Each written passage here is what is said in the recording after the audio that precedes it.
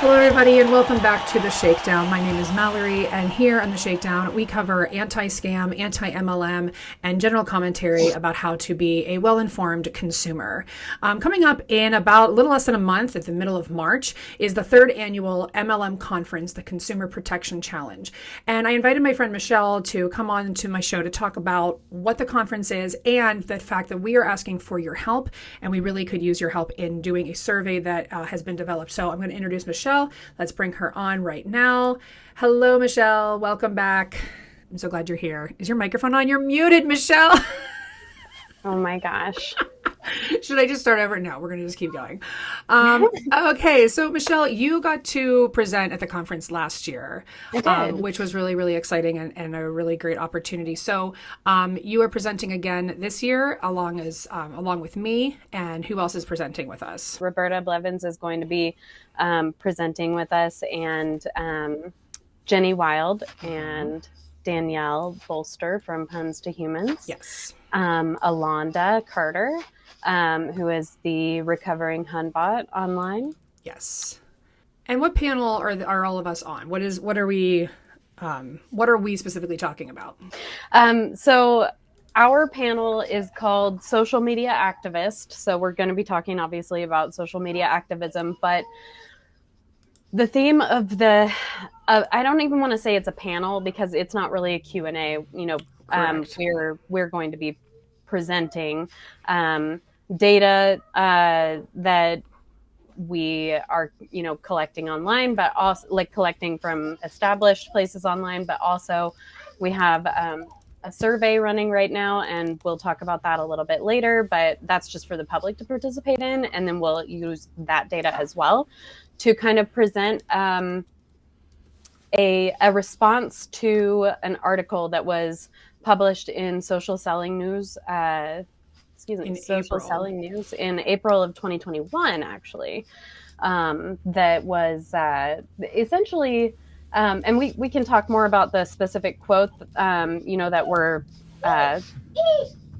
All right, I'm going to read this quote. This is what we are basing this panel on. So the quote is from the Social Selling News, April 1st, 2021. And they said, simmering since the early 2010s, an active and highly vocal anti-multi-level marketing, MLM, movement has exploded in popularity over the past several years. And evidence that it is catching on in mainstream culture, especially with Gen Z, has industry leaders and executives worried. So we are basing our survey and our presentation based around this quote from Social Selling News, this concern, this fear that they seem to be starting to have. And we're talking about the anti-MLM movement and how it has evolved and erupted on social media. And so that's what this survey essentially is going to help us get the data. We want to take some data, however you guys want to say it. Sometimes I say data, sometimes I say data.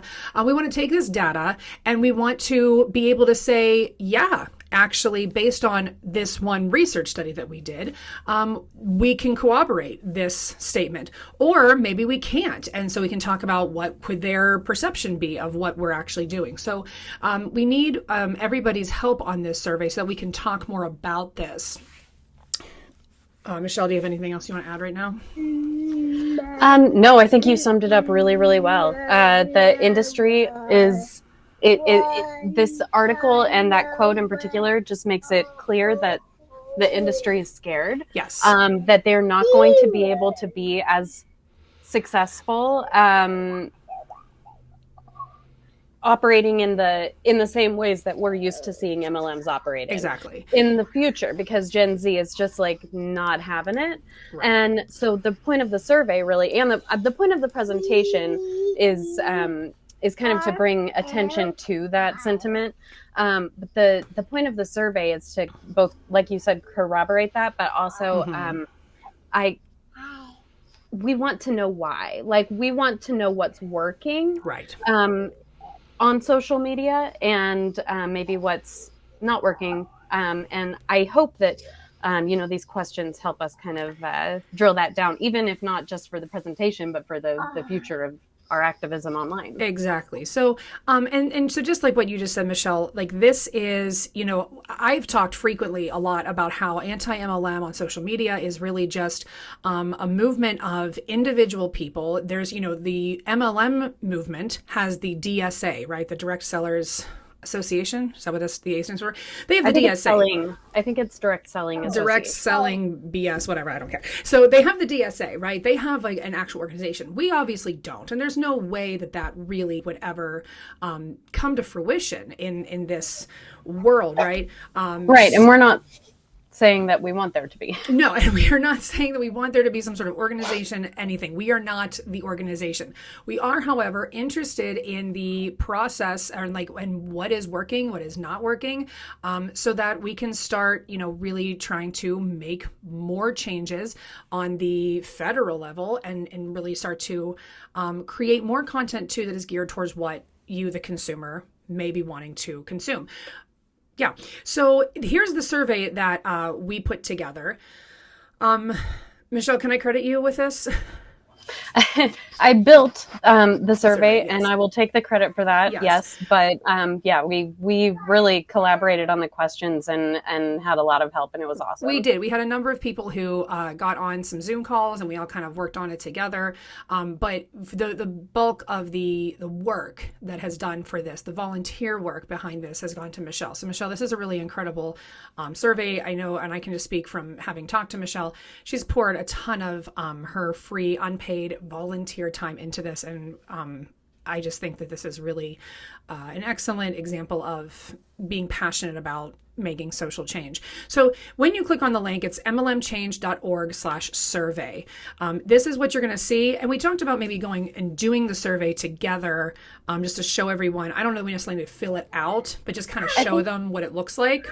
Do you want to do that? Let's fill it out. Do you want to fill it out? Have you done this version of the survey? I actually have not done it. So why don't I go ahead? I'm going to fill out the survey now with you, with all of you, so you can see how quick and easy that it's going to be. So these questions start out with questions about you. We're going to start with gender. We've got non-binary, female, male, prefer not to say, and other name below. I'm going to female, so I'm going to click that. Year of birth. One of the things that's really important about the year of birth is that we're identifying what generation is really consuming a lot of this content, what generation is creating it, what generation is watching it, to kind of fill into that quote that the content on social media is filling the, is reaching the Gen Z. We also have religious affiliation. If you followed me for a long time, you know that spiritual faith manipulation is used a lot. So we are curious just what religion you might identify with. Where is mine? There is Christianity. There we go. Okay. Ethnicity. Boom. Voter registration status. Again, this is all just for us to kind of get a gauge of like, oh, wow, lots of Democrats, lots of Republicans, lots of people who are Christian, lots of people who are, Jewish, Muslim, just to kind of get an idea of who's out there.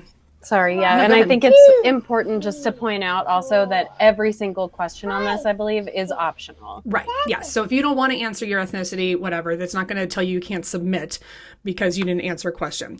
Down here, some of the questions are going to be a little different based on your answer. So the first one we have is, I have never been involved in or approached directly about an MLM. At this point, I feel like not a lot of people are going to click this if they're taking the survey, but you never know. The next one is, I have been approached by an MLM business opportunity but never joined. I have close friends, family involved in MLM currently or previously.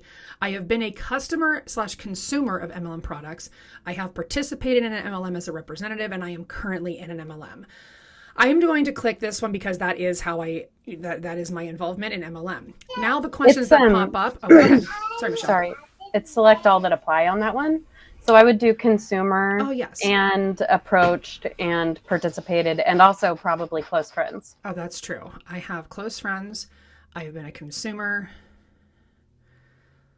And I have a feeling most of the people that are going to be taking this survey are probably going to be selecting those four. Yeah, probably. That's probably true.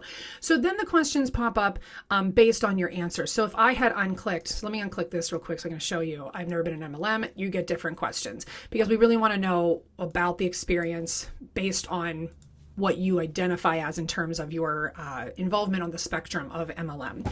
So then we asked about mental health. And some of you, if you've been following me or Michelle for a long time, we know that a lot of times when people join, it's because they have been, they're in a dark space, they're in a rough space, they're always at a really low point, right? So we're kind of trying to get a gauge of where people were mentally when they joined. So did you have one or more known or suspected mental health diagnoses at the time you were introduced to MLM? If so, what? So yes, I did. I have ADHD. And you, again, do not have to disclose what it is. You can just say, prefer not to say, or you can say, yes, but I don't want to say. Michelle also made the question to say, did you have one or more known or suspected? So you might be someone who was like, oh, at that time, I definitely thought I had ADHD, but I had not been diagnosed yet, right? That's okay. You don't have to have, we don't need you to say like, oh, I can't say this because I didn't have a formal diagnosis. That's not really what we're trying to get at. Do you currently have one or more known or suspected mental health diagnosis? So now we're talking about where are you at now? Yes, I still do. Let me actually put general ADHD and generalized anxiety disorder. And then I'm going to put the same thing. I'm just going to put same as previous. Did you experience distress while in or while leaving MLM? I did not. So I'm going to put no. Okay. I guess if you put yes, oh, there's no other answers to that. So I did not. So I'm just going to put no. Answer these as you would have at the time in your life when you were first approached about an MLM business opportunity. So again, we're trying to gather data on what types of situations, scenarios, people are being recruited, right? So even if right now you're a doctorate, but when you were recruited, you had a bachelor's, we want to know when you first joined an MLM, right? So my level of education when I first joined was bachelor's degree. I was married and I was somewhere between there. Number of children, I had one. Employment status, I was employed full-time. My husband was employed full-time. Was I? Yes, I was. Okay. Economic class, I'm probably working, I guess I'm middle class. While you were growing up. So now we want to know what your attitude and your perceptions about MLM are. So while you were growing up, did you have an understanding of what multi-level marketing was, even if it was incorrect? No, I did not. While you were growing up, were you aware of any family, friends, or relatives being part of an MLM? I was not. I now know that people were, but I wasn't aware of it. While you were growing up, what was your general opinion of multi-level marketing? Not applicable. I didn't know what it was. Are you now aware of any family, friends having been part of an MLM that you were unaware of at the time? Yes. What is currently your general opinion of multi-level marketing? Negative. Has your opinion of multi-level marketing changed over time? Yes. It's gotten worse. There we go. Okay, so if it's no, what does it do? Okay, so nothing happens there. So if you click yes, it's asking if your opinion's gotten better or if your opinion has gotten worse. And obviously, I hate it. General differences and impacts on perceptions of MLM. Which generation do you identify as part of? So this goes back to that quote, right? So I am unfortunately, a millennial. I don't know if that's unfortunate. I don't know. I fought so hard. I'm a proud millennial. I don't know. For so long, I was like, I'm not a millennial. Don't you classify me as that? And I don't know. Which of the following are true of your outlook on MLM? It's a legit way to make money. It's a scam. It is something to be skeptical of, but potentially worthwhile. It is something I have no opinion on. I think we all know my answer. Which of the following would you say are true of the overall general outlook of your generation on MLM? So we're asking what you think your peers who are in your generation. So for me, millennials, I think that it's a scam and here. And I think all three. Is that okay, Michelle? I think for my generation, for millennials, we're all kind of across the board still. I know you don't make the rules. You just make the surveys. Which generation do you think has the most positive opinion of MLM? I think it's boomers. Which generation? I also think Gen X. I don't know. I guess Gen Z, I'm going to say based on that quote. That's my thoughts. There's no wrong answers in I know, survey. but I'm actually just wondering what I actually think. I think it's best to go with your first instinct. The more I think about it, I think more Gen X, because yes, we have a lot of boomers, but I feel like they're not really doing it anymore. I feel like a lot of the really that really top leader from Monet, the top leader from Monet with the purple hair. I don't want to name names on my channel, but I think she's probably Gen X. I wouldn't classify her as a boomer. Yeah, well, I didn't want to name names. I'm trying to be better. I'm trying to be different. I'm sorry. Yeah, that's okay. She's like a cajillionaire. Well, right, but I feel like she's Gen X. I don't feel like she's boomer, but I don't know. What do I know? I think she's Gen X. Yeah. Right. Okay, so now we're asking about your social media, right? Okay, have you ever purchased a product from an MLM company through social media? I'm going to say yes, because I was in Facebook groups, and that's where I purchase things from. Yeah, and if you look underneath there, it does kind of clarify Oh, I that see. that This it includes includes purchasing that. a representative or website after being marketed to on social media. Yep. Have you ever felt pressure to join an MLM company through social media? Yes, yes, yes. Have you ever shared or reposted content related to the anti-MLM activist movement or otherwise critical of multi-level marketing on social media? Yes. Where did you first hear of the anti-MLM movement? TikTok. What social media platforms and types of content do you feel have been most informative or impactful on your overall opinion of multi-level marketing? I want to say that. I want to say podcasts. I want to say that, and TikTok. I don't know how I feel about Do you want to Instagram talk right about now. these options a little bit? I feel like this is one of the most important questions. Oh, well then, yes, let's talk about those options. Okay, so let's reread the question. What social media platforms and types of content do you feel have been most informative or impactful on your overall opinion of multi-level marketing? So, we're talking about, so when you've got Facebook groups and Facebook posts, a lot of us know that there's a lot of Facebook groups that are called like, no, I don't want to join your pyramid scheme, Karen, or whatever, things that are called like that. And a lot of times, I don't know what people's opinion of if they found those groups to be informative or maybe like a venting space, right?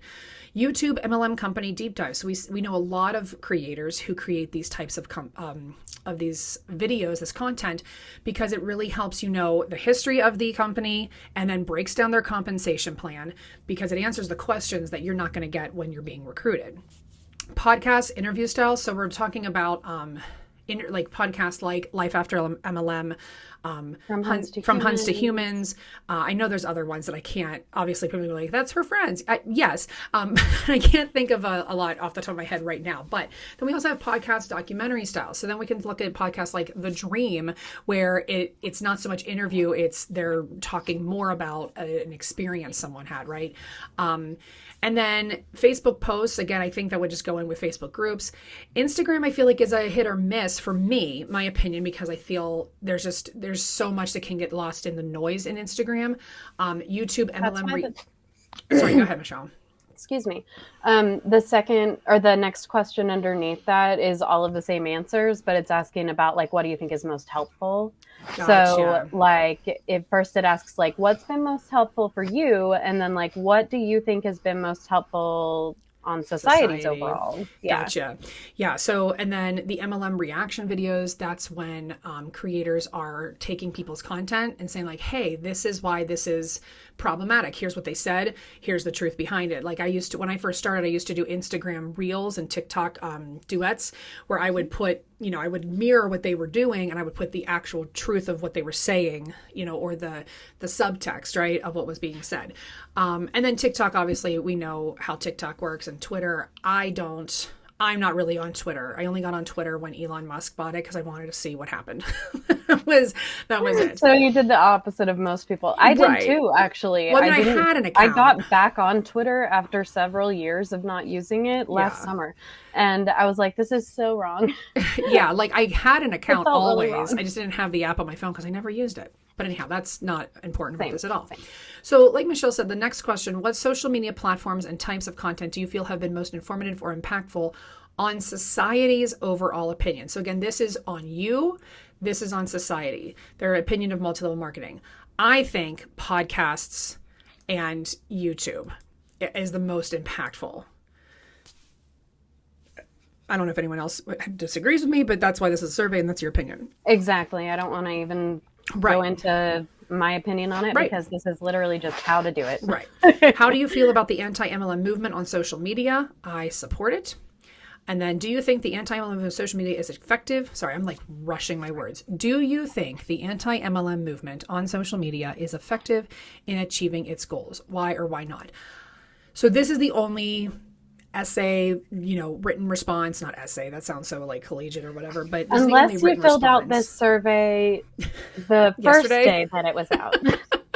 Right. So the survey has been out for a while. Feel free to take it again or not. Yeah. So I obviously have my own opinion on this. I do want this to be anonymous, so I'm not going to answer this question in this video, but I will answer this question later. But this took us about, so like 10-ish minutes, but I was talking through a lot of it and we had a couple of pauses. So figuring... I will say it only took me 6 minutes on my own. Right. So figuring we're asking 5 to 10 minutes of your time, right?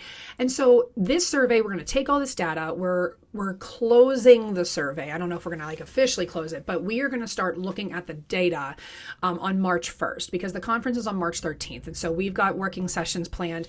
We're going to look at this data. We're going to kind of break it down, look at the trends, look at the patterns, and then create our presentation for the conference based on this data. And so that's why we really, really need your help to help us give the best snapshot, or sorry, this microphone's like driving me nuts, the best snapshot or picture of what the anti-MLM movement is doing, because we want this conference to really be an extra place where we let people know that this movement exists on social media.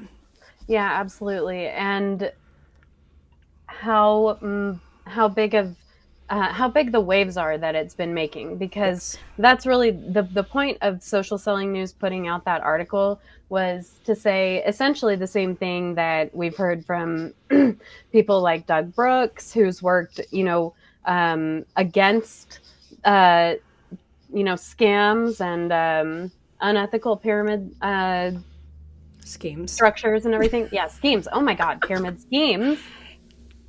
Woo! Monday morning, everyone. Sorry. I know, right?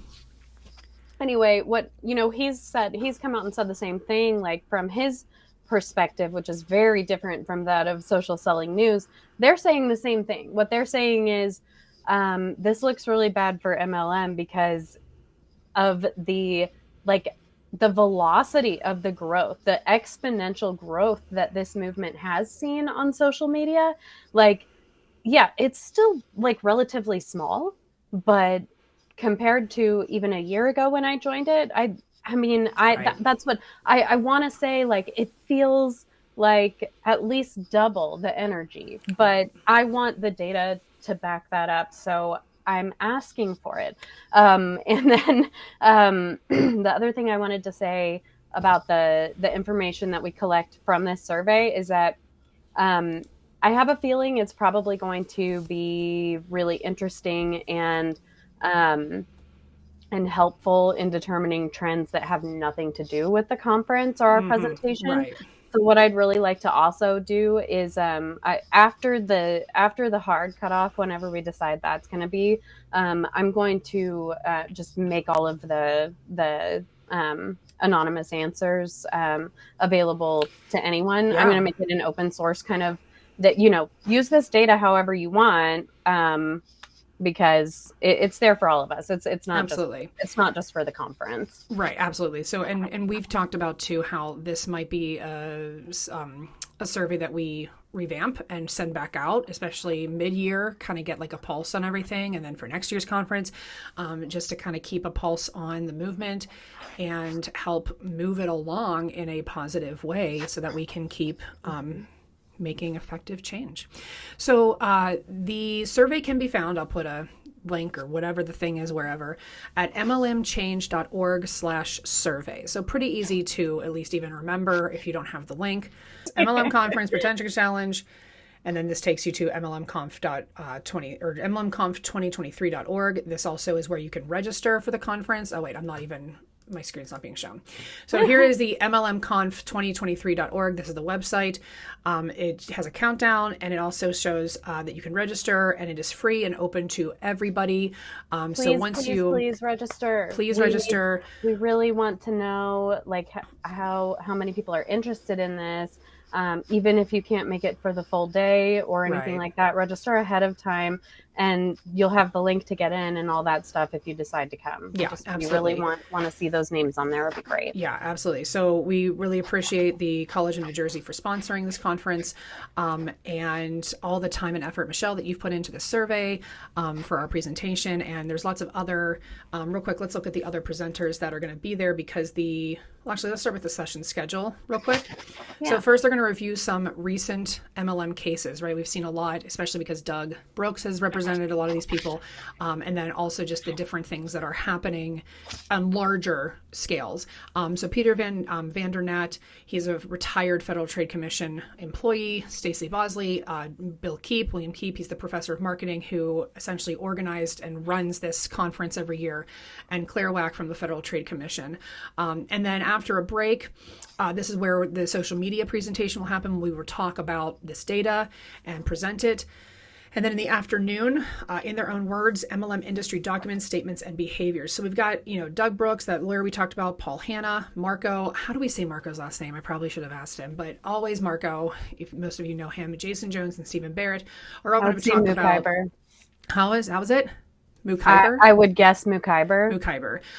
All people who have experienced, the MLM industry, lawsuits, what they've experienced in terms of being targeted by the MLM industry. So all of that. And then after another break, we're going to talk about the business opportunity rule and other recent news. So really this is kind of a very informative, educational moment to just get everybody caught up on what I want to say we're doing, but really what Bill Keep and Doug Brooks and Peter Vandernat and Jason Jones, like those are people have been doing this for a very long time before the social media movement, evolved. So it's really a big deal.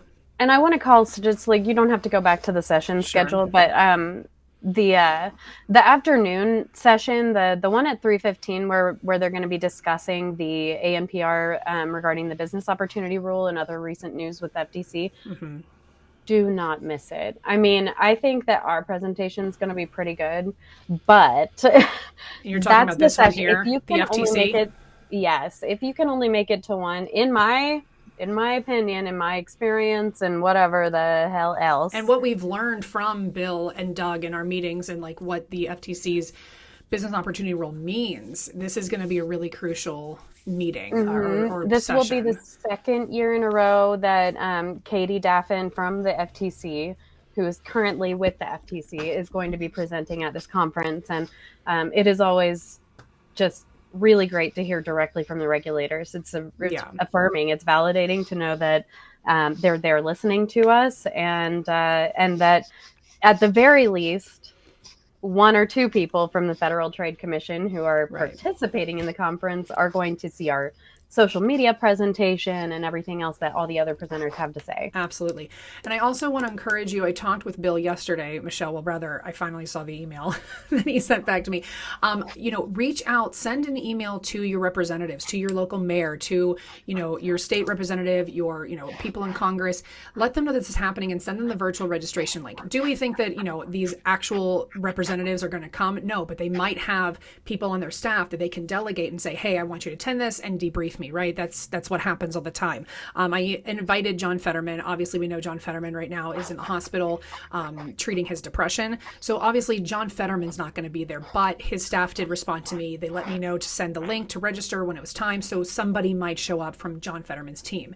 I think it's really important that we invite people who are representing us to this. So one, they know it's happening. It's something that becomes on their radar. And even if they don't attend this year, eventually, if they hear something about MLM, anti-MLM, they might say, oh, I think they heard about a conference. Know that their constituents have been trying to get their attention about it. Hopefully. Exactly. I reached out to my my congressperson, Sharice Davids, who I just love as a politician and from what I've seen as a person as well.